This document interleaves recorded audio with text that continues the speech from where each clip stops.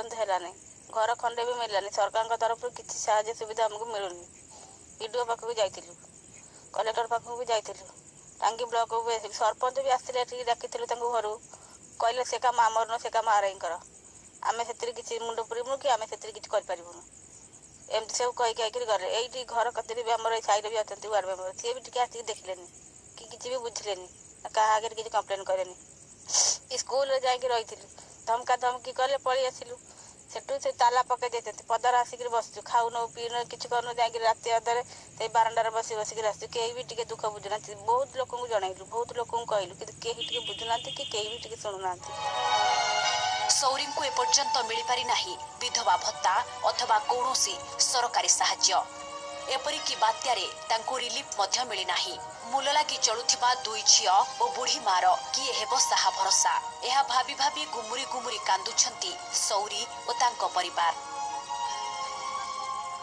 ଏ ଆମର ପଡ଼ିଶା ଯେଉଁ ବିଧବା ସୌରୀ ସାମଲ ଆଉ ତାଙ୍କ ପରିବାର ବିଷୟରେ ମୁଁ ବାରମ୍ବାର ପଞ୍ଚାୟତରେ ଅବଗତ କରିଛି ଏବଂ ବ୍ଲକରେ ବି ଜଣେଇଛି, ଏସିଓକୁ ବି ଜଣେଇଛି ଯେ ଏଇ ଲୋକଟା ନିଶ୍ଚିତ ଭାବରେ ଆର ବଞ୍ଚିବାର କୌଣସି ରାହା ନାହିଁ। ଆକୁ ବିଧବା ଭତ୍ତା ମିଳୁ ଆଉ ତାକୁ ଘର ଖଣ୍ଡେ ମିଳୁ, କିନ୍ତୁ ସରକାର ଯେଉଁ ଲୋକ ପ୍ରକୃତରେ ପାଇବା କଥା ସରକାରଙ୍କ ଯୋଜନା ତାଙ୍କ ପାଖରେ ପହଞ୍ଚୁନାହିଁ। ବାରମ୍ବାର ଜଣେଇଲେ କ'ଣ, ତାଙ୍କର ସରକାରଙ୍କର ଯେଉଁ ଅଧିକାରୀମାନେ ରହିଲେ ତାଙ୍କର ଆନ୍ତରିକତା ନଥିବାରୁ ଗରିବ ଲୋକ ସରକାରଙ୍କ ବିଭିନ୍ନ ଯୋଜନାରୁ ବଞ୍ଚିତ ହେଉଛୁ।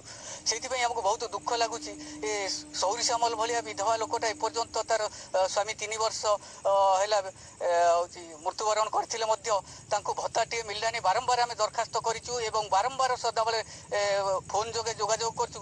ସାର୍ ଏମାନଙ୍କର ଭତ୍ତା ହେଲା ତ ଏଇ ଯୋଜନାରେ ହେଇଯିବ ତ? ନା ନିଶ୍ଚିତ ଭାବରେ ହେଇଯିବ, କିନ୍ତୁ ଦେଖିଲା ବେଳକୁ ଅଲଗା ଲୋକଙ୍କର ହେଇଯାଉଛି, ତାଙ୍କ ଭତ୍ତା କେମିତି କଟିଯାଉଛି। ତୁରନ୍ତ ତାଙ୍କର ଘର ଅବସ୍ଥା ଯେମିତି, ତାଙ୍କର କୌଣସି ପୁରୁଷ ଲୋକ ନାହାନ୍ତି, ନା ପୁଅ ଅଛି ନା ସ୍ୱାମୀ ଅଛି, ତାଙ୍କୁ ତୁରନ୍ତ ଏକ ବିଜୁ ପକ୍କା ଘର ବା ଇନ୍ଦିରା ଆବାସ ଯୋଗାଇ ଦେବା ରାଜ୍ୟ ସରକାରଙ୍କର ପ୍ରଥମ ମୌଳିକ କର୍ତ୍ତବ୍ୟ।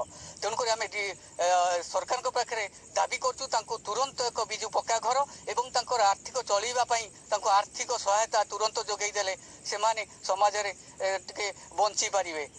ସୌରୀ ସାମଲଙ୍କ ସମସ୍ୟା ବିଷୟରେ ଜାଣିବା ପରେ ଆମେ ଟାଙ୍ଗୀ ବିଡ଼ିଓଙ୍କୁ ଭେଟିଥିଲୁ। ସେ କହିଥିଲେ ଏ ବିଷୟରେ ତାଙ୍କ ପାଖରେ ସୂଚନା ନାହିଁ, ହେଲେ ସ୍ଥାନୀୟ ଅଧିକାରୀଙ୍କ ମାଧ୍ୟମରେ ସାହାଯ୍ୟ ପହଞ୍ଚାଇବାକୁ ଉଦ୍ୟମ କରିବେ। ନାଇଁ, ଘର ଭାଙ୍ଗି ଯଦି ଯାଇଥିବ ନିଶ୍ଚିତ ଭାବେ ତାର ଏନକ୍ୱାରି ହେଇଥିବ ଏବଂ ଘର ଭଙ୍ଗା ବାବଦରେ ସାହାଯ୍ୟ ନିଶ୍ଚିତ ମିଳିବ। ଆଉ ଭତ୍ତା ଯଦି ମିଳିନାହିଁ ତାହେଲେ ଆମେ ଏନକ୍ୱାରି କରି ଦେଖିବୁ, ଭତ୍ତା ପାଇବାର ବ୍ୟବସ୍ଥା କରିବୁ। ଆଶା କରିବା ବିଡ଼ିଓ ମହୋଦୟ ଦେଇଥିବା ତାଙ୍କ ପ୍ରତିଶ୍ରୁତି ରକ୍ଷା କରି ଦୁଃଖୀ ସୌରୀ ସାମଲଙ୍କ ଦୁଃଖ ବୁଝିବେ।